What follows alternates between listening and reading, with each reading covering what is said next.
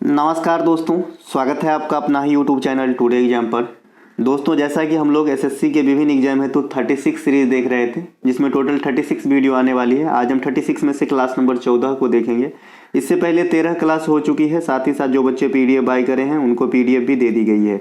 इस सीरीज की कंटेंट, चाहे एसएससी की किसी भी हमारी सीरीज की कंटेंट जो है इंग्लिश और हिंदी दोनों में अवेलेबल है। जिन भी बच्चे को जिस भी भाषा में सहूलियत होती है लेके पढ़ सकते हैं। चलिए शुरू करते हैं आज का ये क्लास। अपना मिशन क्या है? सिलेक्शन 1000 दिलाना है ना। अब तक कितने ज्ञात हैं? 146 फाइनल सिलेक्टेड है। ये आंकड़ा में अपना सहयोग दीजिए खुद का सिलेक्शन लेकर के, है ना। यही हमारी कमाई और यही हमारी जो है धर्म कर्म सब होगा, है ना। चलिए, हमारी कोई सा भी कंटेंट चाहिए, ये हमारी ई बुक पीडीएफ जो पैरासीटामोल 500 है, जो एसएससी के लिए है, S30 भी है, एसएससी के लिए है, S36 अभी आप देख रहे हैं एसएससी के लिए है, बिहार एसएससी, बिहार दरोगा, बिहार पुलिस के लिए एक ही कंटेंट है ना, 40 वीडियो की सीरीज वाली। इसके अलावा रेलवे के लिए परीक्षा दर्पण ई बुक लॉन्च कर दिया गया है। तो आपको जो भी चाहिए आप लोग इस मोबाइल नंबर पे, है ना, व्हाट्सअप मैसेज करके कंटेंट को बाय करेंगे, एक छोटी सी फी अदा करके, या डिस्क्रिप्शन में लिंक भी है, लिंक क्लिक करेंगे तो भी आपको व्हाट्सअप पे ले जाएगा। हमारा दूसरा कोई ब्रांच नहीं, कोई एप्लीकेशन नहीं, कोई नंबर नहीं, एकमात्र यही नंबर है वर्तमान समय तक। ठीक है, चलिए शुरू करते हैं आज का ये क्लास। पहला जो प्रश्न है, निम्नलिखित में से एनबीएफसी, जिसे हम क्या कहते हैं, नॉन बैंकिंग फाइनेंशियल कंपनी, ठीक है, इसका फुल फॉर्म भी आपके एग्जाम में कई दफ़ा पूछे गए हैं, तो फुल फॉर्म भी जरूर याद रखेंगे, है ना। इसके संदर्भ में कौन सा स्टेटमेंट राइट है आपसे पूछा जा रहा है ना। देखिए, एनबीएफसी एमएफआई के लिए मैक्रो फाइनेंस ऋण की न्यूनतम आवश्यकता 75% होती है, तो ये कथन स्टेटमेंट सही है। दूसरा है कि आरबीआई के मुताबिक मैक्रो फाइनेंस लोन उन परिवारों को दिया जाता है जिनकी सालाना इनकम 3 लाख रुपए तक की है। ये आंकड़ा पहले और भी कम था, लेकिन अब बढ़ा दिया गया है। अब जो है 3 लाख तक की जिनकी एनुअल इनकम है उनको भी ये लोन प्रोवाइड कराते हैं एनबीएफसी और एमएफआई कंपनियां। तो ये दोनों के दोनों जो है स्टेटमेंट अपने आप में करेक्ट है, तो इसीलिए हमारा आंसर हो जाएगा उपयुक्त दोनों कथन सत्य है। अब आइए इनके बारे में डिटेल से समझते हैं। इससे पहले जितना भी मैंने कंटेंट का नाम लिया, ये रेलवे के लिए परीक्षा दर्पण का लोगो है, ये पैरासीटामोल 500 का है, ये आप नीचे देख रहे हैं S36 का है, और इसके अलावा और जो मैंने बताया था S30 भी है, बिहार एसएससी भी है। वो लोग जो भी चाहिए आप ले सकते हैं। एनबीएफसी का फुल फॉर्म जैसा कि मैंने कहा, याद रखिएगा, नॉन बैंकिंग फाइनेंशियल कंपनियां। बैंक से थोड़ा सा ये डिफरेंट होता है क्योंकि ये जमा स्वीकार नहीं करते। जैसे आप बैंक में कई प्रकार के जमा करते हैं, सावधि जमा करते हैं, है ना, बहुत सारी जमा होती है बैंक में, लेकिन ये जमा आपका जो है डिमांड स्वीकार नहीं करता है। कौन? एनबीएफसी कंपनी, है ना, डिमांड जमा स्वीकार नहीं करता है। यह कंपनी अधिनियम 1956 के तहत द्वारा जो है पंजीकृत है और ये आरबीआई के द्वारा रेगुलेट किया जाता है। आरबीआई जो है एनबीएफसी को भी रेगुलेट करते हैं। आरबीआई जो है इन्हीं का भाई एमएफआई को भी रेगुलेट करते हैं। आरबीआई जो है जितने भी अनुसूचित बैंक हैं उनको भी रेगुलेट करते हैं। तो ये सभी के सभी जो रेगुलेट करने वाली ऑथराइज बॉडी है ये आरबीआई है। आरबीआई को केंद्रीय बैंक कहते हैं। 1934 के अधिनियम के अनुसार 1935 में जो है इसका गठन किया गया था, ठीक है, 1 अप्रैल को, और 1949 में इसकी राष्ट्रीयकरण किया गया था, ठीक है, और इस पे हिल्टन यंग कमेटी के अनुसार जो है इसे स्थापित किए गए थे। तो ये आरबीआई की स्थापना से बात कुछ है ना।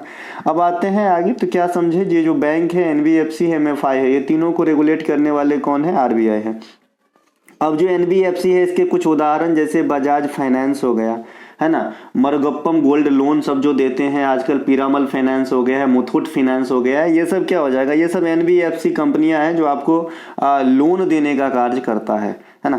इनके अलावा एनबीएफसी एमएफआई द्वारा गठन मालेगाम समिति के अनुसार 2010 में किया गया था। जो एनबीएफसी है इसके ही एक छोटा सा भाई, ये दोनों एक साथ लिखे जाएंगे, ठीक है। एनबीएफसी एमएफआई वाला जो कैडर है इस पे जो रिपोर्ट दिए थे या सुझाव दिए थे, ये मालेगाम समिति के अनुसार दिया गया था 2010 में।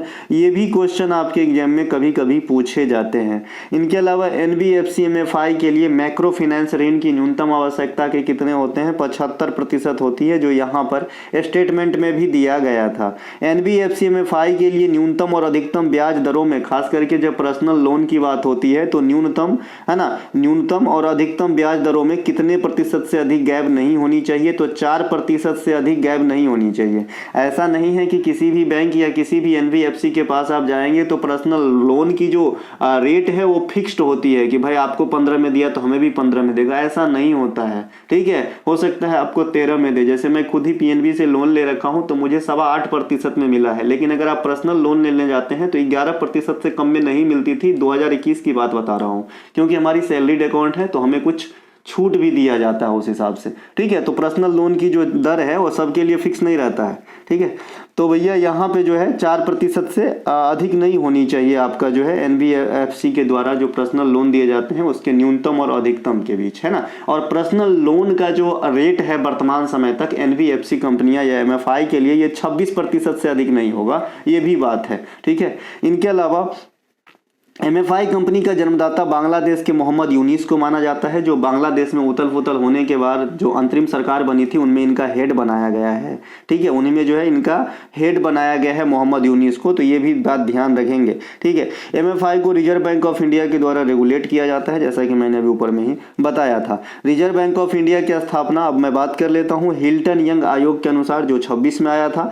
इसके अनुशंसा पे आरबीआई अधिनियम 1934 के अनुसार 1 अप्रैल 1935 को स्थापित हुए थे और लगे हाथ 1949 में राष्ट्रीयकरण लिख लीजिएगा, जो मैंने ऊपर में लिख के बताया था। इसके अलावा यह भारत में मौद्रिक नीति बनाने, नोट छापने, प्रतिभूतियों की लेन देन करने, सरकारी बैंकर का कार्य करने, अनुसूचित बैंकों को रेगुलेट करने, उन्हें लोन देना, एमएफआई एनबीएफसी कंपनियों को रेगुलेट करना इत्यादि प्रमुख कार्य है। आरबीआई को अंतिम ऋणदाता बैंक भी कहा जाता है, बैंकों का बैंक भी कहा जाता है, बैंकों का बैंक भी कहा जाता है। जैसे त्योहारों का त्योहार हॉर्नबिल त्योहार को कहा जाता है, वैसे बैंकों का बैंक आरबीआई को कहा जाता है और अंतिम ऋणदाता भी कहा जाता है।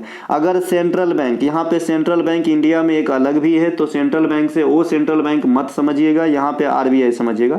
अगर आरबीआई किसी भी देश का जो केंद्रीय बैंक होता है, सेंट्रल बैंक अलग अलग देश में अलग अलग नाम होते हैं। जैसे अमेरिका में फेडरल रिजर्व बैंक है, अपने इंडिया में रिजर्व बैंक ऑफ इंडिया है, तो सेंट्रल केंद्रीय बैंक है। का उद्देश्य मुद्रास्फीति को नियंत्रित करना भी है और बहुत ज्यादा उधार देने को कम करना हो तो सीआरआर को बढ़ा देते हैं। वहीं दूसरी ओर अगर इसका उद्देश्य अर्थव्यवस्था के भीतर विकास को गति देना हो तो सीआरआर रेट कम कर देता है।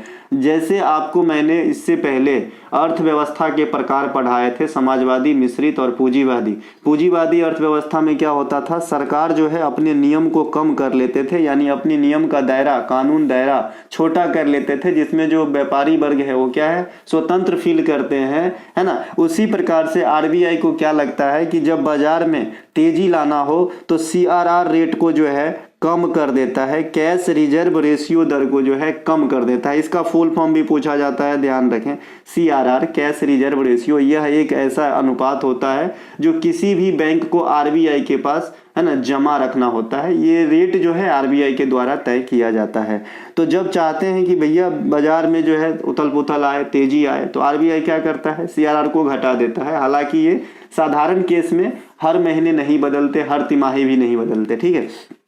लेकिन अगर बाजार में बहुत ज़्यादा नोट वगैरह हो गया है, मुद्रास्फीति की स्थिति हो गई है, तो सीआरआर को क्या करते हैं, है ना, बढ़ा देते हैं, जिससे बैंक को जो है अपना जमा पूंजी का अधिकांश प्रतिशत इनके पास रखना होता है और इससे जो है मुद्रास्फीति थमती है। ठीक है, चलिए आगे बढ़ते हैं। पदार्थ की अवस्था परिवर्तन, है ना, निर्माण के संबंध में निम्नलिखित में से कौन सा कथन सत्य है। ठीक है, इस वाले सीरीज में बहुत सारे चीज़ों को स्किप किया जाता है, जैसे जनगणना का क्वेश्चन नहीं होगा, जैसे आर्ट एंड कल्चर की क्वेश्चन नहीं होगी, जैसे खेल से संबंधित शब्द की क्वेश्चन नहीं होगी, है ना, जैसे आपके वायसराय वगैरह से क्वेश्चन नहीं होगी, स्वतंत्रता आंदोलन के जो पुरुष के स्लोगन होते हैं उनसे क्वेश्चन नहीं होगी। तो ये सब के लिए जो है आप टॉपिक बैच देखेंगे, डिस्क्रिप्शन में लिंक है, करीब 50 से अधिक टॉपिक बैच को अलग से एक्सप्लेन किया हूँ, तो वहाँ से आप करेंगे। पदार्थ की अवस्था परिवर्तन निर्माण के संबंध में निम्नलिखित में से कौन सा कथन सत्य है?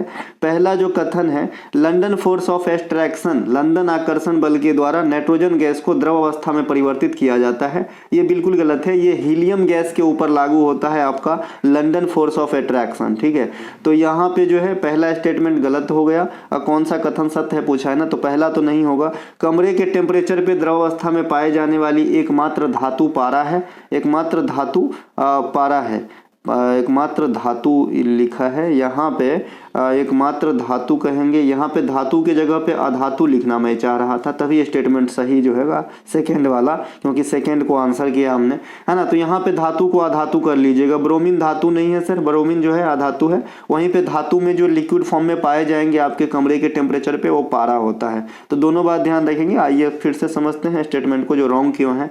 लंदन आकर्षण बल के द्वारा हीलियम गैस को द्रव अवस्था में परिवर्तित किया जाता है। हीलियम गैस ज्वलनशील नहीं होते, इसी कारण इसका इस्तेमाल वायुयान के टायर में होते हैं, गुब्बारा भरने इत्यादि में किए जाते हैं। ठीक है, ये जो है आपका क्या होता है, दहनशील नहीं होते हैं, इसीलिए इसका इस्तेमाल वायुयान में किया जाता है, टायर में भरने के लिए, या फिर जो आपका गुब्बारा वगैरह होते हैं उसमें भी इसका इस्तेमाल किया जाता है ना। कैरियोलिस बल एक बल है जो किसका परिणाम है, तो पृथ्वी का जो रोटेशन है, घूर्णन है, उनके परिणाम होते हैं। पवन को उत्तरी गोलार्ध में दाईं ओर तथा दक्षिणी गोलार्ध में बाईं ओर विक्षेपित करता है ना। जो है आपका नॉर्थ में दाईं ओर और साउथ में जो है बाईं ओर जो है विक्षेपित करते हैं हवाओं को। किस बल के कारण होता है, कोरियोलिस बल के कारण। और ये कोरियोलिस बल खुद में किस कारण होती है, तो पृथ्वी के घूर्णन के कारण। ठीक है भाई, इनके अलावा हीलियम गैस का इस्तेमाल गोताखोरों के द्वारा भी किया जाता है सांस लेने के रूप में, और ऑक्सीजन में मिला करके सांस लिया जाता है ना।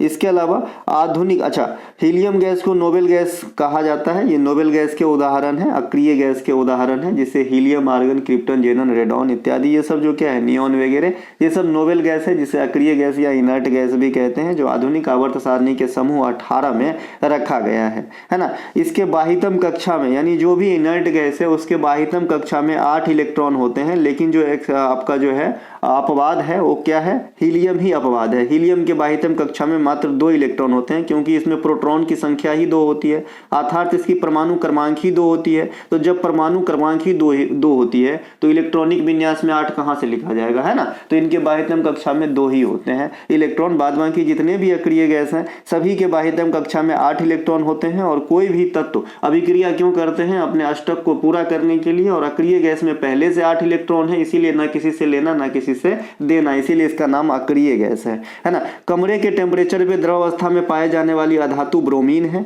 और धातु गैलियम और पारा है। तो ये बात ध्यान रखेंगे, पारा और गैलियम जो है ये आपको लिक्विड फॉर्म में पाए जाएंगे, जो मेटल के तौर पे देखे जाते हैं, और जो नॉन मेटल है ये ब्रोमीन है, ये भी आपके लिक्विड के फॉर्म में देखे जाएंगे साधारण टेम्परेचर पे।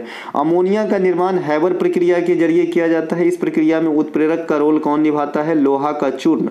लोहा का चूर्ण जो है उत्प्रेरक का कार्य करता है। उत्प्रेरक क्या होता है, कैटालिस्ट अंग्रेजी में इसे कहते हैं, किसी भी अभिक्रिया को प्रभावित करता है बिना खुद को बदले हुए, है ना। हाइड्रोजनीकरण अभिक्रिया ये क्या होती है, वनस्पति तेलों से कृत्रिम घी बनाया जाता है, जिसे हम डलडा कहते हैं, और इसमें जो है उत्प्रेरक के रूप में निकेल का इस्तेमाल किया जाता है, तो इसे भी ध्यान रखेंगे। पदार्थ की चौथी अवस्था को प्लाज्मा कहा जाता है, और 5वीं अवस्था को बोस कंडेंसेट कहा जाता है। पहला, दूसरा, तीसरा अवस्था ठोस द्रव गैस होती है, ये आप बचपन से पढ़ते आए हैं। इनके अलावा स्तंभ 1 का स्तंभ 2 से आपको मिलान करना है। पहला है दीनानाथ मंगेशकर पुरस्कार। बड़ी सावधानी से इस बात को समझना, VVI पिछले 3 सालों में जितने भी एग्जाम हुए हैं सभी जगह इस प्रकार के क्वेश्चन आपको देखने को मिला है, खास करके SSC के एग्जाम में। तो अच्छे से समझना, सबको दाल भात एक ही मत समझ लेना, गलती हो जाएगी, है ना। दीनानाथ मंगेशकर पुरस्कार 2024, लता दीनानाथ मंगेशकर पुरस्कार 2023, लता मंगेशकर पुरस्कार 2023, तानसेन सम्मान 2023-24। ठीक है, इसको मैच करेंगे। देखिए, लता दीनानाथ माफ कीजिएगा, दीनानाथ मंगेशकर पुरस्कार 2024 AR रहमान को भी दिया गया है। लता दीनानाथ मंगेशकर पुरस्कार 2023 आशा भोसले को दिया गया था, और यही सेम प्राइज 2024 के लिए अमिताभ बच्चन को दिए जाएंगे। लता मंगेशकर पुरस्कार 2023 सुरेश वाडकर को, महाराष्ट्र सरकार वाला, है ना, क्योंकि लता मंगेशकर पुरस्कार 2 स्टेट देते हैं, एक महाराष्ट्र भी देते हैं और एक आपका MP भी देते हैं। तानसेन सम्मान 2023-24 ये स्वपन चौधरी को दिया जाएंगे जो तबला वादक हैं, है ना। और ये एमपी सरकार देते हैं आपका तानसेन सम्मान। आई होप आपको समझ में आया। दीनानाथ मंगेशकर जो है आपका पुरस्कार, मास्टर दीनानाथ मंगेशकर पुरस्कार, ये दीनानाथ मंगेशकर ट्रस्ट के द्वारा दिया जाता है और इस बार 2024 के लिए ए आर रहमान को दिया गया है। लता दीनानाथ मंगेशकर पुरस्कार लता दी की स्मृति में दिया जाती है। 2022 ईस्वी से पहला दिया गया था नरेंद्र मोदी को, दूसरा 2023 में आशा भोसले को और तीसरा अभी अमिताभ बच्चन के लिए जो है नाम दिया गया है। लता मंगेशकर पुरस्कार 2 स्टेट देते हैं, एक महाराष्ट्र देते हैं और एक एमपी देते हैं। तो महाराष्ट्र वाला 2023 में सुरेश वाडकर को और 2024 में अनुराधा पौडवाल को चुना गया है महाराष्ट्र सरकार वाला लता मंगेशकर पुरस्कार के लिए। तानसेन सम्मान 2023-24 तानसेन सम्मान देते हैं एमपी के सरकार। तानसेन कौन थे? अकबर के नवरत्न जो गायक थे, है ना, ध्रुपद गाते थे, हिंदुस्तानी शास्त्रीय संगीत के मजे हुए कलाकार थे, तो इनके नाम पे देते हैं मध्य प्रदेश के सरकार। और 2023-24 के लिए स्वपन चौधरी को दिया गया है। तो सभी ऑप्शन सही मैच किए गए हैं। मैंने यहाँ पे आपको समझाने का कोशिश किया है ताकि आप सीधे सीधे न समझ पाओ, तो और थोड़ा सा जोर डाला जाए, है ना। मास्टर दीनानाथ मंगेशकर पुरस्कार जो दीनानाथ मंगेशकर स्मृति प्रतिष्ठान ट्रस्ट के द्वारा प्रदान किया जाता है। वर्ष 2023 के लिए विद्या बालन, आशा भोसले और पंकज उदास को दिया गया था। 2023 के लिए बात हो रही है सर। 2024 के लिए दिया गया है रणदीप हुड्डा, ए आर रहमान, पद्मिनी कोल्हापुरी, रूप कुमार राठौड़। 2024 के लिए यही पुरस्कार, सेम पुरस्कार मास्टर दीनानाथ अवार्ड जो है ये किन्हें दिया गया है? ए आर रहमान को, पद्मिनी कोल्हापुरी को, रूप कुमार राठौड़ को, रणदीप हुड्डा को। रणदीप हुड्डा, है ना, जानते होंगे, बहुत ही अच्छा एक्टर है। इनके अलावा लता दीनानाथ मंगेशकर अवार्ड 2022, अब ये लता दीनानाथ मंगेशकर है। इससे पहले आपने मास्टर दीनानाथ मंगेशकर अवार्ड देखा था जो 2023-24 के लिए अलग अलग कैरेक्टर को दिए गए थे। लता दीनानाथ मंगेशकर अवार्ड 2022, यह अवार्ड यह अवार्ड भी मंगेशकर स्मृति प्रतिष्ठान ट्रस्ट के द्वारा ही दिया जाता है ना। और ये लता दीदी की स्मृति में दिया जाता है। ये प्रथम विजेता नरेंद्र मोदी, वर्ष 2023 के लिए अवार्ड आशा भोसले को दिया गया था, है ना। और 2024 के लिए अमिताभ बच्चन को दिए जाएंगे। इसके अभी 3 ही जो है हुए हैं, 3 ही बार हुए, 3rd एडिशन है। महाराष्ट्र सरकार का लता मंगेशकर पुरस्कार 2023 सुप्रसिद्ध गायक सुरेश वाडकर साहब को दिया गया है। 2024 के लिए यह प्राइज जो है लता मंगेशकर प्राइज 2024 में महाराष्ट्र सरकार वाला अनुराधा पौडवाल जी को दिए जाएंगे। मध्य प्रदेश सरकार के द्वारा प्रसिद्ध लता मंगेशकर पुरस्कार 2022 उत्तम सिंह को और 2023 के लिए चित्रा जी को दिए गए हैं। मध्य प्रदेश सरकार का, है ना, मैंने कहा 2 अलग अलग स्टेट सेम नाम से प्राइज देते हैं। इसके अलावा 1989 में लता मंगेशकर को दादा साहब फाल्के पुरस्कार और 2001 में भारत रत्न से सम्मानित किया गया था और 2001 में ही बिस्मिल्लाह खान साहब को भी भारत रत्न दिया गया था। यानी इन दोनों को कंबाइंड रूप से एक ही बार दिया गया था 2001 में। अब तक संगीत के क्षेत्र में गिने चुने कैरेक्टर ही हैं जिन्हें भारत रत्न दिया गया है। सबसे पहले एम सुब्बालक्ष्मी मैडम 1998, फिर पंडित रविशंकर 1999, फिर 2000 में किसी को नहीं, 2001 में जो है बिस्मिल्लाह खान और लता मंगेशकर मैडम। इनके अलावा 2008-9 में ये आपका पंडित भीमसेन जोशी और 2019 में भूपेन हजारिका। यही कुछ कैरेक्टर हैं जिन्हें भारत रत्न दिया जा चुका है संगीत के क्षेत्र में, है ना, और ज्यादा नहीं है।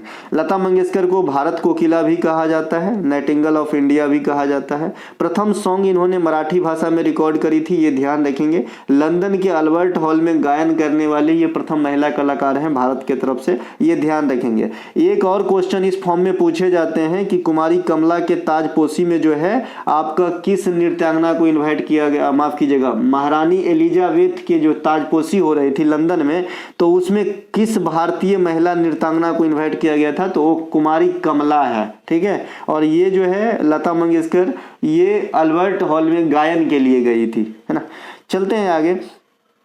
तानसेन सम्मान जो मध्य प्रदेश के सरकार के द्वारा दिया जाता है, वर्ष 2022 के लिए 2023 में प्रदान किया गया था। जैसे होता है ना, कई बार 2022 का चीज़ है 2023 में हो रहे हैं। जैसे बहुत सारे, इसका मोटा उदाहरण अगर आपको दिखाऊं तो जो 2023 वाला खेलो इंडिया यूथ गेम है वो 2024 के जनवरी-फरवरी में कराए गए हैं, इसीलिए 2023-24 लिखा रहेगा। अगर करंट खेलो इंडिया यूथ गेम आपसे पूछा जाता है जो तमिलनाडु में 4 शहरों में 26 खेल के साथ हुआ है। ठीक है भाई।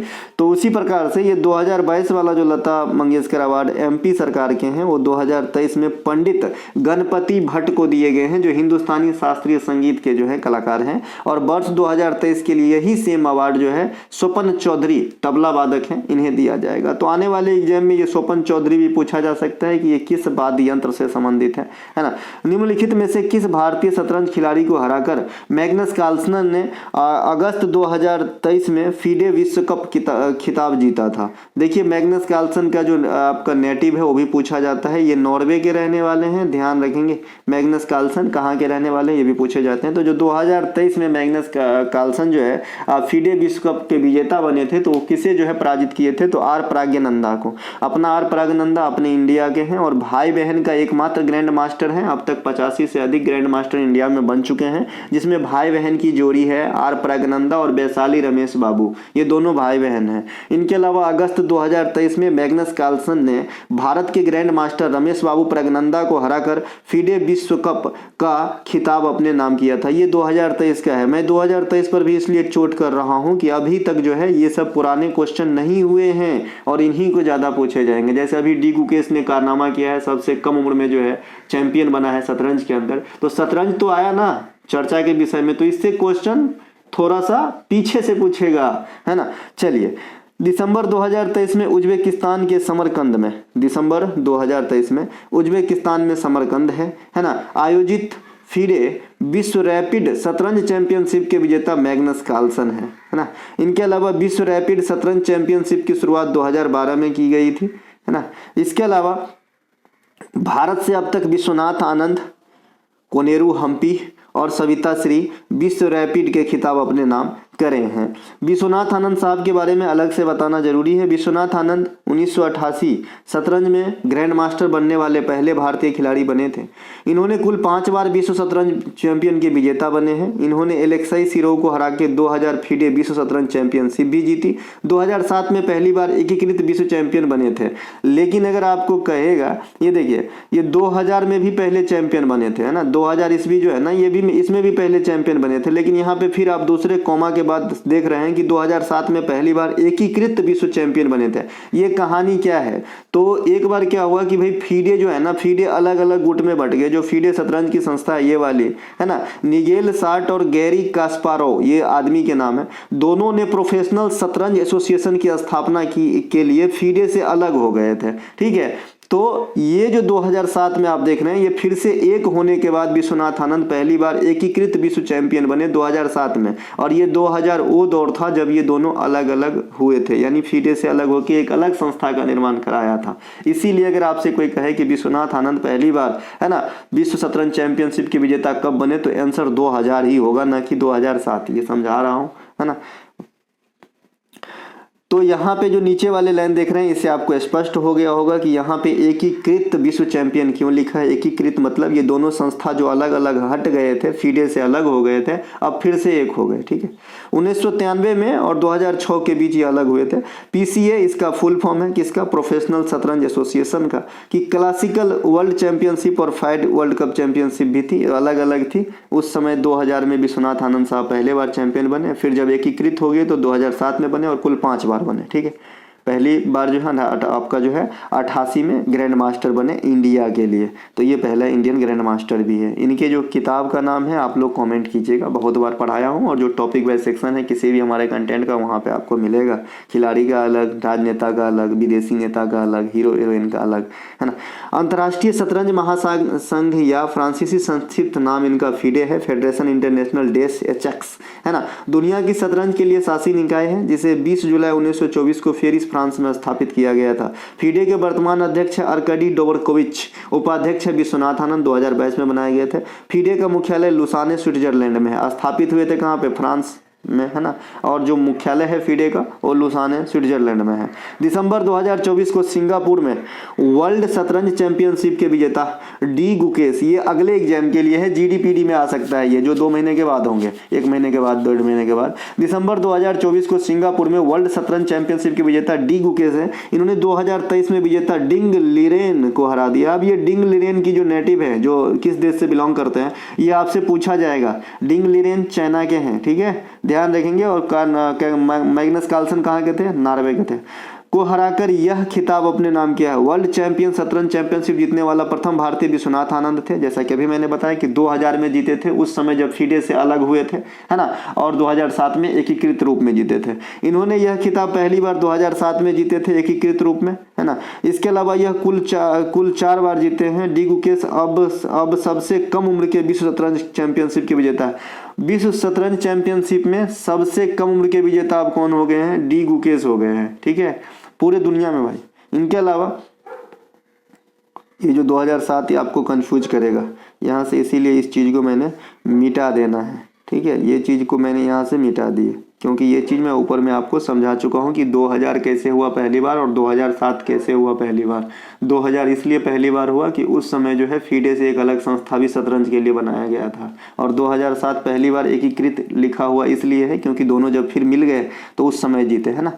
डिंग लीरेन ने वर्ष 2023 की विश्व शतरंज प्रतियोगिता में अपने प्रतिद्वंदी यान नेम्पो चिंपू को हरा के चैंपियन बना था। तो ये भी कभी कभी पूछा जाता है, विजेता का नाम ना पूछ करके उप विजेता का नाम पूछते हैं कि अमुक आदमी किसे हरा के जो है विजेता बने थे।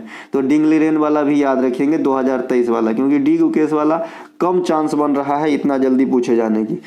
प्रथम विश्व शतरंज चैंपियनशिप के विजेता ऑस्ट्रेलियाई अमेरिकी विल्हेम एस्टिनीज थे, जिन्होंने कुल 4 बार यह कारनामा किए। पहली बार शतरंज चैंपियनशिप के विजेता कौन है? विल्हेम एस्टिनीज। इनके अलावा डी गुकेश ने टोरंटो कनाडा में वर्ष 2024 के अंतर्राष्ट्रीय शतरंज महासंघ फीडे प्रतिस्पर्धा के कैंडिडेट शतरंज टूर्नामेंट भी जीते थे। ये भी ध्यान रखेंगे, ये एक अलग चीज है जो बहुत पहले हुआ था 2024 में, है ना। मेरे ख्याल में अप्रैल मई की बात है। कैंडिडेट शतरंज टूर्नामेंट जीतने वाले भी भारतीय बने थे डी गुकेश। अभी डी गुकेश जो है वर्ल्ड चैंपियन शतरंज में बनने वाले खिलाड़ी बने हैं, वो भी सबसे कम उम्र के। 44वां शतरंज ओलंपियाड 2022 के चेन्नई में कराए गए थे, जहां भारतीय महिला टीम ने कांस्य पदक प्राप्त किए थे इंडिया के लिए, है ना। तो 2022 में 44वां शतरंज ओलंपियाड चेन्नई में हुआ था। ये 2 साल पे होता है, तो 2024 में भी कहीं ना कहीं हुआ होगा। तो आइए 2024 में जो शतरंज ओलंपियाड है ये हंगरी के बुडापेस्ट में हुआ है, जहां फीडे शतरंज ओलंपियाड के 45वें संस्करण में भारतीय पुरुष और महिला टीम दोनों ने स्वर्ण पदक प्राप्त किया है, ठीक है। तो 45वें ओलंपियाड में दोनों, पुरुष वाला टीम हो चाहे महिला वाला टीम हो शतरंज के, भारत के दोनों गोल्ड प्राप्त किए हैं। इससे पहले 44वां जो चेन्नई में कराया गया था वहां पे महिला टीम ने कांस्य पदक प्राप्त किया था। 46वां शतरंज फीडे जो आपका ओलंपियाड होगा वो 2 साल फिर तो 26 में होगा। तो ये उज्बेकिस्तान में प्रस्तावित है। ये 2 साल पे होता है, 22, 24, 26, है ना, ओलंपियाड शतरंज का। पहले शतरंज ओलंपियाड पुरुष की शुरुआत 1927 में जो है यूनाइटेड किंगडम से हुआ था और प्रथम विजेता हंगरी रहा था। महिला शतरंज ओलंपियाड की शुरुआत 1957 में हुआ था और बाद में 1976 में दोनों को जो है मर्ज करके एक साथ ही एक ही प्रतियोगिता में कराए जाने लगे, पुरुष वाला भी और महिला वाला भी। समझ रहे हैं कि नहीं समझ रहे हैं? जो पुरुष वाला ओलंपियाड है शतरंज का 27 में स्टार्ट हुआ, महिला वाला जो है 57 में हुआ, है ना। 30 साल के बाद ना होगा, 30 साल के बाद हो गया। इसके बाद दोनों को जो है 76 में मर्ज कर दिया गया। और अभी आपने 44वां, 45वां, 46वां का वेन्यू देखा। 44वां चेन्नई में हुआ था, 45वां जो है आपका हंगरी बुडापेस्ट में हुआ है और 46वां जो है अगले साल होना है। इसके अलावा हैमिल्टन रसेल कप और आपका महिला का बेरा मेंचिक कप, ये किस खेल में दिए जाते हैं? तो आप कहेंगे शतरंज में। जैसे मैं याद अगर आपको दिलाऊं, है ना, गैरी सोबर्स, है ना, गैरी सोबर्स जो है। इसके अलावा रिचेल फ्लिंट अवार्ड भी एक होता है ना। तो ये दोनों अवार्ड जो है किस खेल में दिए जाते हैं? तो ये क्रिकेट में दिए जाते हैं, ठीक है। ये क्रिकेट में दिए जाने वाले अवार्ड है जो आईसीसी के द्वारा टॉप महिला और पुरुष में जो है सिलेक्ट किए जाते हैं वर्ष के लिए क्रिकेटर के रूप में, है ना। तो ये गैरी वाला दिए जाते हैं उनको पुरुष को, और रिचेल फ्लिंट वाला दिए जाते हैं महिला को। उसी प्रकार से शतरंज में हैमिल्टन रसेल दिया जाता है पुरुष को और बेरा मेंचिक दिया जाता है महिलाओं को, जो भी महिला गोल्ड जीते हो, जो भी महिला टीम गोल्ड जीते हो, ठीक है भैया। चलते हैं आगे। इनके अलावा कहाँ थे हम? अगला जो है हमारा प्रश्न, निम्नलिखित में से कौन सा कथन सॉल्यूशन या बिलियन के संदर्भ में सत्य है ना। देखिए पहला स्टेटमेंट है, विलय की मात्रा के आधार पर सॉल्यूशन 3 प्रकार के होते हैं, जबकि घुलने के आधार पर सॉल्यूशन मात्र 2 प्रकार के होते हैं, है है ना। कोलाइड सॉल्यूशन के अंतर्गत पायस और जेल आता है जो बिस्मांग विलयन का उदाहरण है। दोनों के दोनों स्टेटमेंट सही है। देखिए विलय के मात्रा के आधार पे सॉल्यूशन 3 प्रकार के होते हैं, जबकि घुलने के आधार पे सॉल्यूशन मात्र 2 प्रकार के होते हैं। ये थोड़ा सा गलत हो गया है, घुलने के जगह पे भूलने लिखा गया है, मैं सही करके दूंगा। दोनों कथन सत्य है। विलय के मात्रा के आधार पे सॉल्यूशन 3 प्रकार के जो होते हैं, संतृप्त विलयन, असंतृप्त विलयन और अति संतृप्त विलयन। अब संतृप्त क्या होता है, देखिए वर्ड से ही पता चल रहा है। जैसे अगर आपको 4 रोटी की भूख लगा हो और 1 रोटी खिलाया जाए तो क्या आप तृप्त होंगे?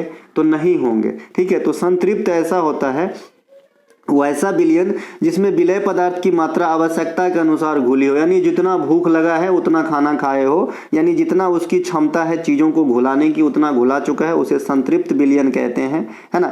असंतृप्त विलयन किसे कहते हैं कि भूख लगी थी 4 रोटी का और दिए आपको 1 रोटी, तो आपको भूख लगा हुआ है, अर्थात इस वाले विलयन में और विलय पदार्थ घुल सकते हैं, जितना घुलना चाहिए उतना घुले नहीं है। जैसे 5 लीटर दूध में 100 ग्राम चीनी, भैया 5 लीटर दूध में तो कम से कम 4 किलो जो है चीनी डालो, है ना।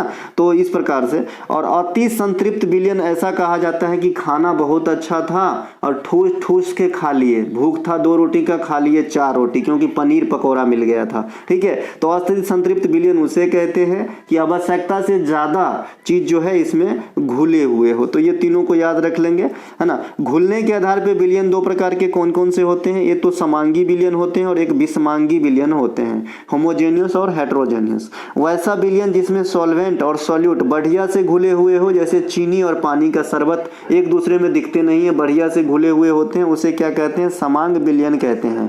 विषमांग विलयन क्या कहते हैं? विषमांग विलयन किसे कहते हैं? जो 100% नहीं घुलता हो एक दूसरे में, ठीक है। इनकी जैसे गंदा जल हो गया, धुआं हो गया, कण वगैरह दिखते रहते हैं आपको। इनके अलावा हेट्रोजेनियस सॉल्यूशन भी 2 प्रकार के होते हैं। अब जो विषमांग विलयन होते हैं वो अपने आप में 2 प्रकार के होते हैं, एक को निलंबन कहा जाता है, सस्पेंशन, और एक को कोलाइड कहा जाता है। अब निलंबन क्या होती है? यह विषमांग विलयन के अंतर्गत आती है तथा इसमें विलय कणों की त्रिज्या 10 के पावर -5 सेंटीमीटर से बड़ी होनी चाहिए। जैसे वायुमंडल में धूलकण, ये सब क्या है? निलंबन का उदाहरण है। वायुमंडल में धूलकण निलंबन का उदाहरण है। अब कोलाइड को समझते हैं। कोलाइड के अंतर्गत इमल्सन और जेल भी आता है। देखिए कोलाइड खुद विषमांग विलयन। अब कोलाइड का भी 2 पार्ट, एक तो इमल्सन आता है और एक जेल आता है, जेल जैसे क्रीम वगैरह, है ना। इमल्सन पायस, अब यह क्या है? यह द्रव में द्रव का विलयन है, जैसे नाम से ही आप पकड़ लेंगे, जैसे दूध, पेंट, सेंट, जो इत्र वगैरह होते हैं, ये द्रव में द्रव का विलयन है। और ये वस्तुतः क्या है? कोलाइड है, जो किसके अंतर्गत आएंगे? इमल्सन पायस, क्योंकि पायस भी कोलाइड ही होता है ना। अब जेल भी कोलाइड होता है ना। इसमें क्या क्या आएगा? यह ठोस में द्रव का विलयन है, जैसे पनीर, है ना, गार्नियर, पॉन्ड्स क्रीम जो भी होते हैं, ये आपका क्या आ जाएगा? जेल का उदाहरण है। और जेल भी क्या हो जाएगा? कोलाइड हो जाएगा, ठीक है मेरे भाई। अब ब्राउनियन गति से क्वेश्चन आपके एग्जाम में पूछा जाता है। ब्राउनियन गति क्या होती है? कोलाइडी विलयन के कण हमेशा सभी दिशाओं में अनियंत्रित रूप से गति करते हैं, इसे ब्राउनियन गति कहते हैं, ठीक है। इसे ब्राउनियन गति कहते हैं। इसकी खोज रॉबर्ट ब्राउन ने करा था, तो ये सिर्फ इतना ध्यान रखना है। टिंडल प्रभाव भी एक आपसे पूछा जाता है, टिंडल इफेक्ट, है ना। जब प्रकाश पुंज के किसी कोलाइडी विलयन से आप गुजारते हो तो प्रकाश की रास्ता तो दिखता है लेकिन प्रकाश आर पार नहीं होते, इसे टिंडल इफेक्ट कहा जाता है, ठीक है। इसके अलावा एक डॉपलर प्रभाव के बारे में भी आपने सुना होगा, डॉपलर इफेक्ट। ये क्या होता है? ये ध्वनि की तीक्ष्णता, तीव्रता से संबंधित है, ठीक है। इनके अलावा रासायनिक अभिक्रिया के दौरान किसी विलयन में बनने वाला अविलय पदार्थ को क्या कहते हैं? अवक्षेप कहते हैं। जो घुलता नहीं है, नीचे बैठ जाता है, उसे अवक्षेप कहा जाता है। किसी भी मिश्र धातु की प्रकृति कैसी होती है? समांगी होती है ना। किसी भी मिश्र धातु की प्रकृति कैसी होती है? समांगी होती है ना। जैसे आपका पीतल वगैरह, है ना, तो ये सब समांगी, है ना। इनके अलावा international football association board IFAB के अनुसार फुटबॉल की परिधि कितनी होती है? तो फुटबॉल की परिधि आपको 68 से 70 मीटर होगा। किसके अनुसार? IFAB के अनुसार। देखिए फुटबॉल का जो डायामीटर है ये अलग अलग संस्था के अनुसार लगभग बदल जाते हैं, यहाँ तक कि कोर्ट की लंबाई चौड़ाई भी अलग अलग है। सीनियर फुटबॉल में आएंगे तो ज़्यादा है ना। फीफा वाले में आएंगे तो वो तो ज़्यादा है लेकिन कम से स्टार्ट हो जाता है। तो हम सभी बात नीचे करेंगे तो 68 से 70 सेंटीमीटर आपका FIFAB के द्वारा जो फुटबॉल की परिधि निर्धारित की गई है, ये 68 से 70 मीटर होगा। इनके अलावा लंबाई जिसे टच लाइन भी कहा जाता है फुटबॉल के मैदान का, वो 90 से 120 मीटर के बीच होगा। और चौड़ाई जिसे गोल लाइन कहा जाता है, ये 45 से 90 मीटर होगा। ये दोनों के दोनों फीफा के द्वारा जो है निर्धारित किए गए हैं। ये फीफा वाला मानक है। फीफा में गोल पोस्ट की बीच की दूरी 24 फुट या 7.32 मीटर होती है, गोल पोस्ट की बीच की दूरी। और फीफा में गोल पोस्ट की ऊंचाई या गहराई कह लीजिए ये 2.44 मीटर या 8 फुट होते हैं। यानी जो गोल पोस्ट की ऊंचाई होती है और दोनों गोल पोस्ट की बीच की दूरी उसके तिगुना होती है, 8 फुट 8 त्रिक 24, 2.44 को 3 से गुना करेंगे 7.32 हो जाएगा। ठीक है, तो ये फीफा के कुछ जो है आपका डायामीटर का पैमाना जरूर याद रखें। इनके अलावा सीनियर फुटबॉल के लिए फील्ड की लंबाई 105 मीटर और चौड़ाई जो है 68 मीटर है। देखिए फीफा में जो फील्ड की लंबाई है वो 90 मीटर से ही स्टार्ट हो जाती है, लेकिन सीनियर फुटबॉल में जो है आपका फील्ड की लंबाई 105 मीटर फिक्स होती है। फीफा में फिक्स नहीं है, 90 से 120 मीटर कुछ भी हो सकता है 91 मीटर का हो सकता है 119 मीटर का हो, है ना। चलते हैं आगे। फुटबॉल की शासी इकाई फीफा, इसका मुख्यालय कहाँ पे है? ज्यूरिख में है, इसे ध्यान रखेंगे। फुटबॉल से संबंधित कुछ कप देख लेते हैं और कुछ शब्द देख लेते हैं। कप में Colombo cup, Kalinga cup, robbers cup काफी पूछे जाते हैं, है ना। मर्डेका कप पूछे जाते हैं। इसके अलावा जूल्स रिमेट ट्रॉफी पूछे जाते हैं। ये तीनों को जो मैं घेरा हूँ यही आपके फुटबॉल में ट्रॉफियाँ पूछे जाते हैं एग्जाम के अंदर। इनके अलावा फुटबॉल में इस्तेमाल होने वाला शब्द जो है ड्राइव है, ड्रॉप है, किक है, पेनल्टी। किक है, पेनल्टी शूट आउट मुकाबला होता है, ड्रिबलिंग है, डिसेंट है, लूज बॉल है, बॉल गेम है, कट बैक है, क्लिपिंग है। ये सभी के सभी फुटबॉल में इस्तेमाल करी जाती है। ठीक है, तो ये फुटबॉल से संबंधित कुछ बात हमने करंट क्वेश्चन को लेकर के करा है। इनके अलावा देखिए जो भारत के आपका सुनील छेत्री है वो फुटबॉल से संन्यास ले लिए हैं, तो यहाँ से इनके गोल का जो नंबर है जरूर याद रखिएगा। देखिए दुनिया में सबसे अधिक पुरुष में गोल करने वाले फुटबॉल खेल के अंदर अंतर्राष्ट्रीय स्तर पे पुर्तगाल के क्रिस्टियानो रोनाल्डो है, जिन्होंने 135 गोल अब तक कर चुके हैं 217 मैचों में। लियोनल मेसी ये अर्जेंटीना के हैं, 2 नंबर पे हैं 112 गोल के साथ। अली डे अब ये सक्रिय तो नहीं है लेकिन फिर भी इसका स्थान तीसरे नंबर पे है गोल करने के मामले में। और चौथे स्थान पे भारत के सुनील छेत्री महाराज हैं, जिन्होंने 94 गोल किए हैं। ठीक है भाई, तो जरूर ध्यान रखेंगे सुनील छेत्री साहब को। यहाँ से क्वेश्चन आपको पूछे जाएंगे इनके गोल कहाँ करा, या फिर ये पूछे जाएंगे कि इंटरनेशनल फुटबॉल मैच में इनके गोल का क्रमांक क्या है सुनील छेत्री का, तो चौथा है ना। ध्यान रखेंगे 151 मैच में। इसके अलावा देखिए महिला में सबसे ज्यादा गोल करने वाली है, कई ऐसे महिलाएं जो 100 को पार कर चुके हैं। आप जितने भी नंबर 10 तक देख रहे हैं सभी 190, 184, 158, 137, इस मामले में पुरुष की गोल का जो आंकड़ा छोटा दिख रहा है। ठीक है, तो महिला में सबसे ज्यादा गोल करने वाली क्रिस्टीन है। ध्यान रखेंगे क्रिस्टीन और रोनाल्डो, ये क्रिस्टियानो रोनाल्डो है, इसमें खाली क्रिस्टीन कहेंगे तो महिला में हो जाएगा, तो दोनों क्रिस्टीन क्रिस्टियानो है ना पहले स्थान पे गोल करने के मामले में, है ना। लियोना अपना जो है सुनील छेत्री चौथा स्थान पे। भारत के स्टार फुटबॉलर सुनील छेत्री कोलकाता के सॉल्ट लेक स्टेडियम में कुवैत के खिलाफ अपना आखिरी मैच खेला था, इंटरनेशनल मैच, है ना, जो पेरिस ओलंपिक के लिए क्वालिफायर मैच भी था, है ना, माफ कीजिएगा फीफा विश्व कप का क्वालिफायर मैच भी था, और यहाँ पे इन्होंने कोई गोल नहीं किए थे। 2019 में सुनील छेत्री को पद्मश्री से सम्मानित किया गया था और ये वर्तमान तेलंगाना राज्य से बिलोंग करते हैं। इनका राज्य भी पूछा जा सकता है, जैसे निखत जरीन जब चमक गई थी तो उनके भी नेटिव के बारे में पूछा गया था, मीराबाई चानू को भी पूछा गया था, तो इनके भी पूछे जा सकते हैं। तो ये तेलंगाना से हैं। इनके अलावा भारत के प्राचीन वास्तुकला के संबंध में इनमें से कौन सा कथन सत्य नहीं है, आपसे पूछ रहा है ना। कथन पहला है कि गांधार कला बौद्ध धर्म से प्रेरित है, जबकि मथुरा कला का संबंध हिंदू, बौद्ध और जैन धर्म से संबंधित है। तो ये जो सही बात है भाई, गांधार कला जो है ये सिर्फ आपका बौद्ध धर्म को इंगित करता है, जबकि मथुरा कला जो देसी उपज है वो तीनों धर्म हिंदू, बौद्ध और जैन, हालांकि ये तीनों हिंदू धर्म का ही पार्ट है, तीनों को जो है दर्शाता है। तो सही है पहला स्टेटमेंट। दूसरा है मंदिर निर्माण निर्माण के वास्तुकला में नागर शैली उत्तर भारत में मंदिरों में, है ना, देखने को मिलती है। उपयुक्त दोनों कथन सत्य है, उपयुक्त दोनों कथन सत्य है। यहाँ से हमें चेंज करने की जरूरत है, ये नहीं शब्द को जो है हटाना पड़ेगा, ठीक है। यहाँ पे हम सत्य होने के संदर्भ में बात करेंगे तो दोनों कथन सत्य हो जाएंगे, ठीक है। इसके अलावा गांधार शैली तथा मथुरा कला दोनों का विकास कुषाण राजवंश के दौरान हुआ था। गांधार कला सिर्फ बौद्ध धर्म से संबंधित थी, जबकि मथुरा कला हिंदू, बौद्ध तथा जैन धर्म से संबंधित था। गांधार कला पर बाहरी प्रभाव देखने को मिलता है, अर्थात ये दूसरे देश के कलाओं से, खास ग्रीक वगैरह से जो है प्रभावित है, जबकि मथुरा कला शुद्ध देसी उपज है, यह आत्मनिर्भर अर्थात देसी उपज है। गांधार कला में जो है ग्रे बलुआ पत्थर का इस्तेमाल किया जाता है, जबकि मथुरा कला में लाल बलुआ पत्थर का इस्तेमाल किया जाता है। एक एक बात को ध्यान पे रखेंगे, बोरिंग फील नहीं होनी चाहिए। मैं वही बात करूंगा जो एग्जाम में आती है, ठीक है मेरे भाई, है ना, इधर उधर की बात नहीं। इसके अलावा मैं ये भी नहीं कहता कि भर भर के शेयर करो, लाइक करो, फेंक दो पूरे ग्रुप में, फैला दो पूरे इंडिया में, ये सब नहीं है ना। आप पढ़ने आए हो, आप पढ़िए, है ना, अच्छा लगेगा तो आप खुद दूसरे को बताओगे। और मेरा जो गाड़ी चल रही है वो यही है कि आप पास हो गए तो आप अपने दोस्त को बताएं, अपने भाई को बताएं, अपने रिलेटिव को बताएं, इसी से चल रहा है। बाद बाकी मेरे प्रचार का जरिया क्या है, कुछ नहीं है ना। उत्तर भारत के अधिकांश मंदिर नागर शैली में बने होते हैं। मंदिरों में आमतौर पर निर्माण की पंचायतन शैली का पालन किया गया, जो नागर शैली पंचायतन शैली से मिलती है। और इन दोनों की मिली जुली कंबाइनेशन आपको कहाँ पे देखने को मिलेगा, खजुराहो का मंदिर, है ना, जहाँ पे कंदरिया महादेव का मंदिर सबसे बड़ी मंदिर है और चंदेल राजाओं के द्वारा बनाया गया था, मध्य प्रदेश में है। नागर शैली में शिखर अपनी ऊंचाई के क्रम में ऊपर की ओर क्रमशः पतला होता चला जाता है। आपने मंदिर देखे होंगे उत्तर भारत में, है ना, फाउंडेशन बहुत बड़ा होता है, फिर धीरे धीरे धीरे धीरे धीरे जो है ना ये जो है पतला होते जाता है ऐसे, है ना।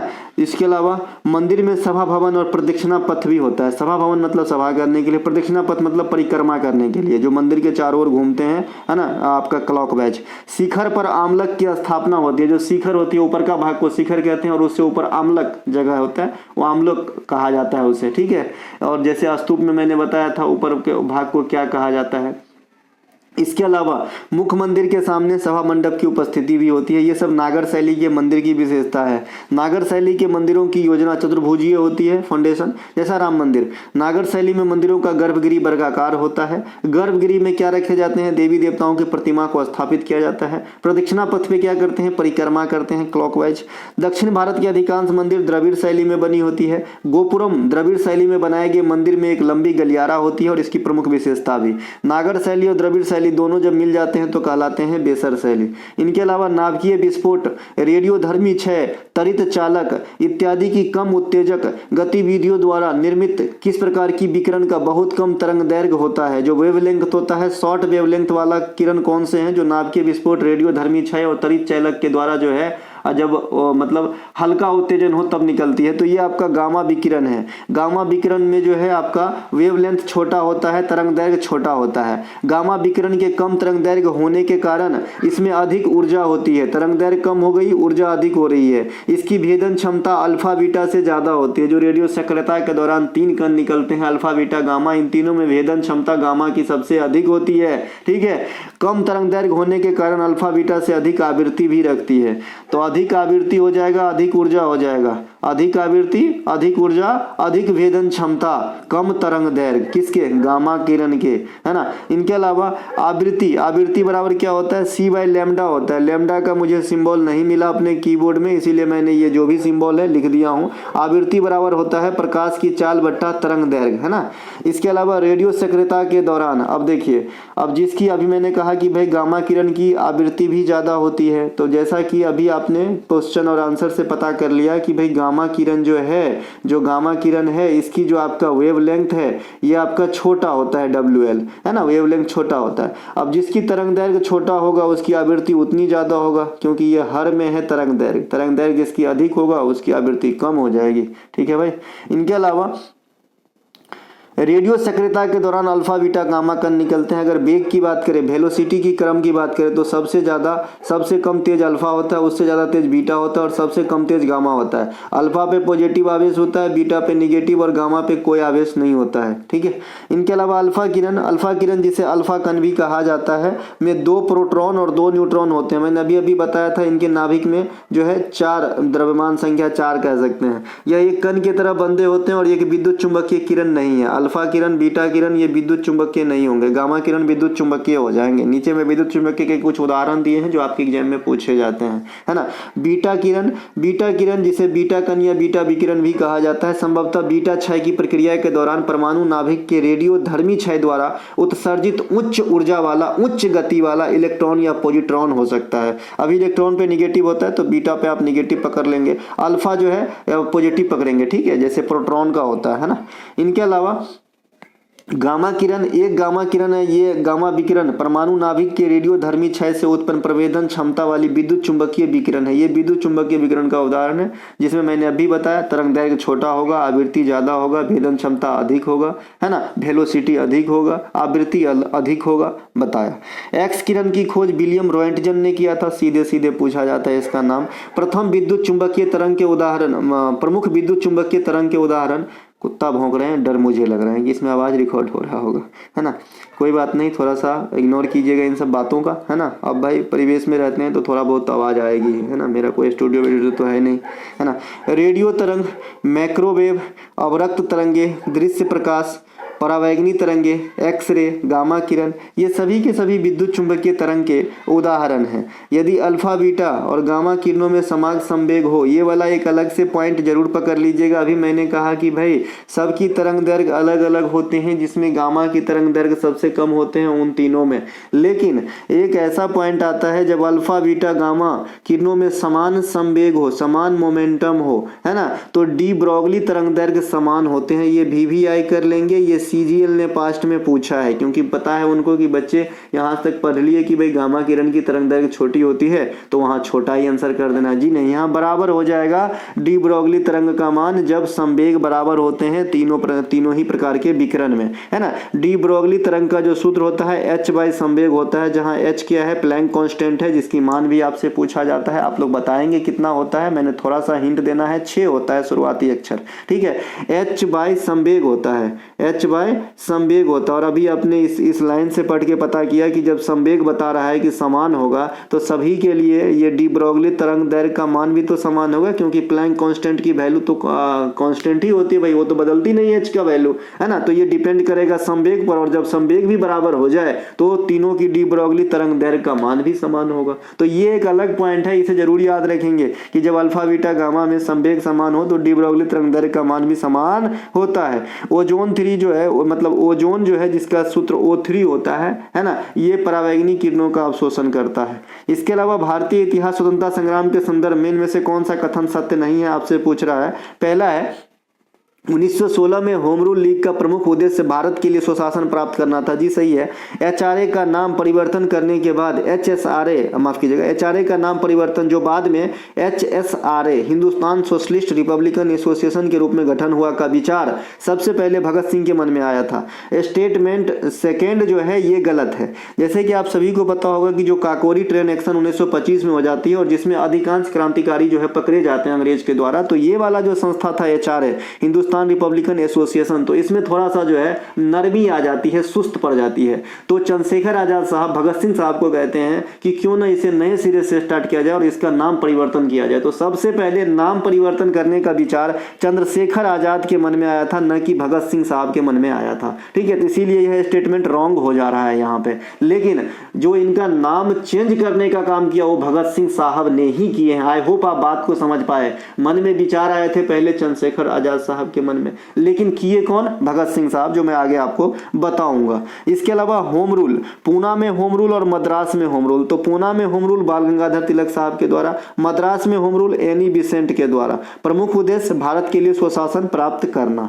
इनके अलावा भारत में थियोसॉफिकल सोसाइटी जो मुख्य उपज कहाँ का है, अमेरिका का है, जहां मैडम ब्लावत्स्की और कर्नल अलकाट 1875 अमेरिका में स्टार्ट किए थे, तो भारत में लाने का श्रेय एनी बेसेंट को दिया जाता है। सेंट्रल हिंदू कॉलेज जिसकी स्थापना 7 जुलाई 1898 को बनारस में हुआ था, जो आगे चलकर 1916 में BHU में कन्वर्ट हो गया मालवीय साहब के द्वारा। तो इन दोनों के जो है फाउंडर आपका एनी बेसेंट हो जाएंगे। इनके अलावा हिंदुस्तान रिपब्लिकन एसोसिएशन 1924 में गठित एक क्रांतिकारी संगठन था। इसका गठन राम प्रसाद बिस्मिल, सचिंद्र नाथ सन्याल इत्यादि ने करे थे। हिंदुस्तान रिपब्लिकन एसोसिएशन की स्थापना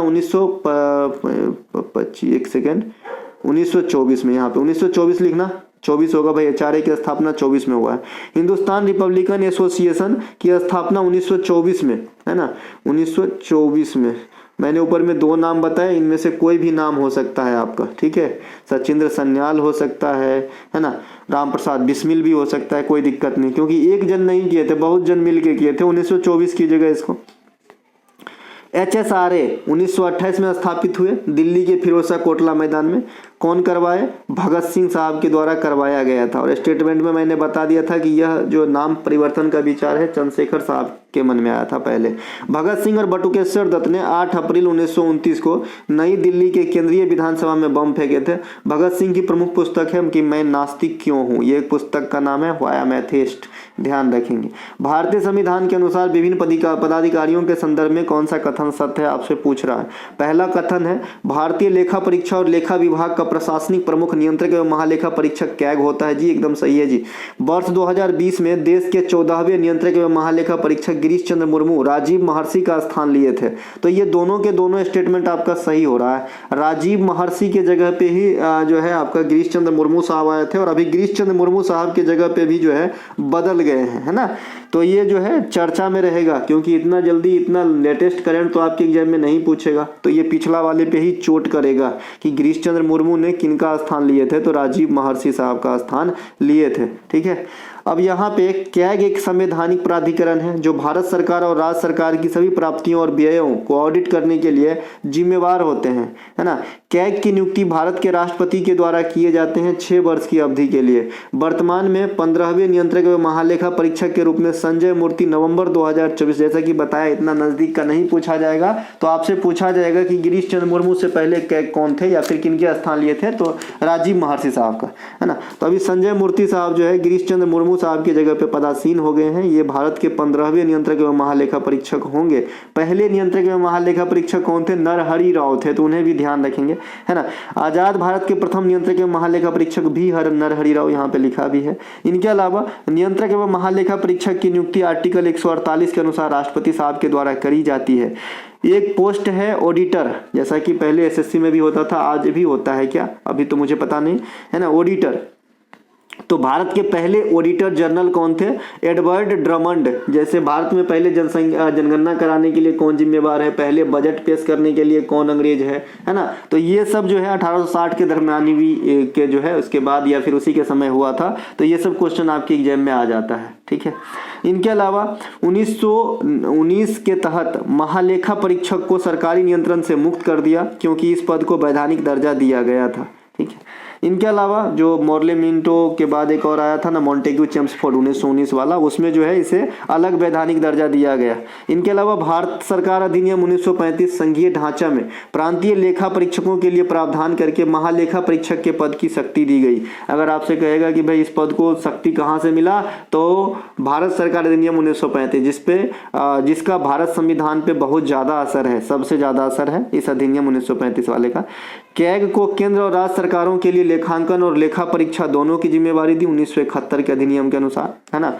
इनके अलावा अनुच्छेद 149, 50, 51, है ना, जैसे 48 से नियुक्ति होती थी, 149 में क्या हो रहा है, कैग का नियंत्रक एवं महालेखा परीक्षक के कर्तव्य और शक्ति का उपबंध है। 150 कहता है कि संघ राज्यों को खातों का विवरण राष्ट्रपति के अनुसार कैग की सलाह पर रखना होगा। 151 कहता है कि संघ के खातों से संबंधित कैग की रिपोर्ट राष्ट्रपति को सौंपी जाएगी, जो संसद के प्रत्येक सदन के पटल पे रखे जाएंगे। पटल मतलब समझ भी, है ना। इनके अलावा किसी राज्य की लेखाओं से संबंध में भारत के नियंत्रक एवं महालेखा परीक्षक की रिपोर्ट राज्य के राज्यपाल को प्रस्तुत की जाएगी, और वह राज्यपाल जो है विधानमंडल के समक्ष पेश करता है ना। कैग राज्यपाल और फिर विधानमंडल, केंद्र में कैग राष्ट्रपति और फिर जो है आपका संसद, है ना। इनके अलावा लोक लेखा समिति को 2021 में भारत सरकार जो अधिनियम आया था 1919 में, जिसे मॉन्टेग्यू चेम्सफोर्ड योजना भी कहते हैं, इसी के तहत जो है लोक लेखा समिति को भी बसाया गया था 1921 में। यह संसदीय समिति है, इसमें 22 सदस्य होता है 15+7 के रेशियो में, 15 लोकसभा से 7 गो राज्यसभा से। और इस समिति में प्रतिवेदनाओं की जांच भी कैग ही करते हैं। और इस समिति में अध्यक्ष कौन होते हैं? विपक्ष के नेता। इनके अलावा निम्नलिखित में से आयोजित प्रमुख प्रतिस्पर्धा के संबंध में कौन सा कथन सत्य है? भारत में दूसरी बार एशियाई खेल 1982 दिल्ली में हुआ था। सही है जी। अंतर्राष्ट्रीय एक दिवसीय पुरुष वर्ल्ड कप की मेजबानी पूर्ण रूप से भारत पहली बार 2023 में किए हैं। दोनों कथन सत्य है। देखिए, वर्ल्ड कप का मेजबानी भारत 4 बार किए हैं, लेकिन पूर्ण रूप से कहेगा ना तो 2023 में होगा, तो इसीलिए स्टेटमेंट सेकंड भी सही है। अब आते हैं, पढ़ते हैं इसको। भारत में पहली बार एशियाई खेल का आयोजन 1951 दिल्ली में हुआ था। दूसरी बार 1982 दिल्ली में हुआ। भारत आंशिक रूप से एक दिवसीय वर्ल्ड कप की मेजबानी पहली बार 1987 में किया गया था अन्य देशों के साथ, 1996 में दूसरी बार, 2011 में, तीसरी बार श्रीलंका और बांग्लादेश के साथ, और चौथी बार 2023 में। तो 2023 में ना पूर्ण रूप से भारत मेजबानी किया, पूरा का पूरा मैच भारत में करवाया गया, और विजेता ऑस्ट्रेलिया, उपविजेता भारत। पुरुष हॉकी वर्ल्ड कप का आयोजन कई बार भारत में हुए हैं। पहली बार 1982 में हुआ था, फिर 2010 में, 2018 में और 2023 में आयोजन करवाया गया था। 2023 वाला जो हॉकी वर्ल्ड कप है ये आपके उड़ीसा में कलिंगा और बिरसा मुंडा स्टेडियम में हुआ था, है ना। इस जहां पे विजेता जर्मनी रहे थे, उपविजेता कौन रहे थे? बेल्जियम रहे थे। भारत एकमात्र जो है 1975 में हॉकी वर्ल्ड कप के विजेता बने हैं, एक ही बार जीते हैं, ठीक है। इनके अलावा एशियाई महिला हॉकी चैंपियनशिप 2023, है ना, एशियाई महिला हॉकी चैंपियन ट्रॉफी या चैंपियनशिप 2023 भारत के झारखंड राज्य में कराया गया, जो पहला मौका था कि इसकी मेजबानी भारत ने किया, और जीता भी भारत, और जापान को हरा करके। इनके अलावा T20 महिला वर्ल्ड कप का पहली बार आयोजन भारत में 2016 में हुआ था, है ना। और 2024 में जो है T20 वर्ल्ड कप एकमात्र बार 2016 में हुआ था, ठीक है। T20 महिला वर्ल्ड कप 2016 एकमात्र बार भारत में हुआ था, महिला वाला, है ना। और 2024 में संयुक्त अरब अमीरात में हुआ है। यह पहले बांग्लादेश में होने वाला था, लेकिन वहां से चेंज कर दिया गया। संयुक्त अरब अमीरात में हुआ है T20 महिला वर्ल्ड कप 2024, और विजेता न्यूजीलैंड रहा है, उपविजेता साउथ अफ्रीका रहा है। भारत में T20 पुरुष वर्ल्ड कप 2016 में ही हुआ था, और 2024 वाला जो हुआ है वेस्ट इंडीज और अमेरिका में हुआ है, जहां विजेता भारत रहा है। इनके अलावा राष्ट्रमंडल खेल एकमात्र बार यह आपका 2010 में हुआ है, दिल्ली में हुआ है ना। इसके अलावा फीफा अंडर 17 महिला वर्ल्ड कप 2022 भारत के 3 स्थान पे भुवनेश्वर, नई मुंबई और गोवा में कराए गए थे। ये आज भी आपके एग्जाम में पूछे जाते हैं। इनके अलावा फीफा अंडर 70 पुरुष वर्ल्ड कप 2017 का आयोजन भारत में करवाया गया था। 2023 में यह प्रतियोगिता इंडोनेशिया में कराए गए हैं, जहां विजेता जर्मनी को घोषित किया गया है, ठीक है। तो ये बात भी आपको ध्यान रखेंगे। पुरुष वाला जो इस प्रकार की फॉर्मेट का खेल है वो 2017 में इंडिया में हुआ था, और 2023 में फीफा अंडर 70 यानी 17 वर्ष से कम उम्र के जो भाग लेते हैं खिलाड़ी, ये इंडोनेशिया में हुआ है, और विजेता जर्मनी रहा है, ठीक है। इनके अलावा राष्ट्रीय खो खो चैंपियनशिप महिला 2023-24 के विजेता महाराष्ट्र रहे हैं, एयरपोर्ट अथॉरिटी को हराकर। यह प्रतियोगिता दिल्ली में हुआ है। और राष्ट्रीय खो खो चैंपियनशिप 2023-24 पुरुष वाला के विजेता भी भारत रहे हैं, है ना। और यह प्रतियोगिता इंडियन रेलवे को हराकर जो है, एक सेकेंड, वो एशियाई वाला है, दादा माफ कीजिएगा, मैं यहाँ पे जो बात कर लिया कि भारत रहे हैं, जी नहीं, भारत नहीं, मुंबई ही रहा है। और ये इंडियन रेलवे को पुरुष वाला हराया है, और एयरपोर्ट अथॉरिटी को महिला वाला खो खो टीम ने हराया है। दोनों के दोनों गेम दिल्ली में हुआ है। अब जिसकी बात मैं अभी कर रहा था वो नीचे आएगा। एशियाई खो खो चैंपियनशिप, है ना, 2000 एशियाई खो खो चैंपियनशिप का 4था सीजन का आयोजन असम में कराया गया था, जहां विजेता भारत और उप विजेता नेपाल रहे थे, पुरुष और महिला दोनों फॉर्मेट में, ठीक है। देखिए खो खो में कितना अच्छा है याद करने के लिए। खो खो वाला जो राष्ट्रीय चैंपियन है, दोनों के दोनों दिल्ली में हुआ, चाहे मेल वाला चाहे फीमेल वाला। दोनों के विजेता कौन रहे? मेल वाला चाहे फीमेल वाला, दोनों के विजेता रहे मुंबई। मेल वाला में किसको हराया है? तो इंडियन रेलवे को हराया है। और फीमेल वाला में किसको हराया है? एयरपोर्ट अथॉरिटी को हराया है, ठीक है। ये खो खो राष्ट्रीय स्तर वाला। जो अंतर्राष्ट्रीय स्तर के खो खो है यानी एशियाई खो खो है, इसमें जो है एशिया के देश पार्टिसिपेट करते हैं। इसका 4था सीजन अभी कराया गया, जो भारत के असम में कराया गया, जहां विजेता भारत रहे, उपविजेता नेपाल रहे, पुरुष और महिला दोनों वाली टीम, है ना। इनके अलावा 2025 के महिला वर्ल्ड कप भारत में ही खेले जाएंगे। भारत में पहली बार मुद्रा का विमुद्रीकरण कब किया गया था? तो 1946 में डिमोनेटाइजेशन किया गया था। 1946, 78, 2016 और मई 2023 में 2000 के नोट को भी पाबंदी लगा दिया गया है। तो इस प्रकार का मुद्रा विमुद्रीकरण कई बार जो है इंडिया में किए गए हैं। भारतीय मुद्रा का मूल्यन पहली बार 1949 में किया गया था अवमूल्यन, दूसरी बार 1966 में और तीसरी बार 1991 में। आपसे पूछा भी गया था पहले कि 1951 में जो 91 में जो मुद्रा का अवमूल्यन किया गया था वो कितने चरण में किए गए थे, तो आप कहेंगे 2 चरण में, ठीक है। इनके अलावा अवमूल्यन से किसी भी देश का क्या होता है, निर्यात को बढ़ावा मिलता है। अवमूल्यन मतलब जानबूझ के अपने पैसा का वैल्यू कम कर देना। देखिए दोस्तों, ये थे अंतिम प्रश्न। अगर आपको अच्छा लगे तो लाइक करेंगे।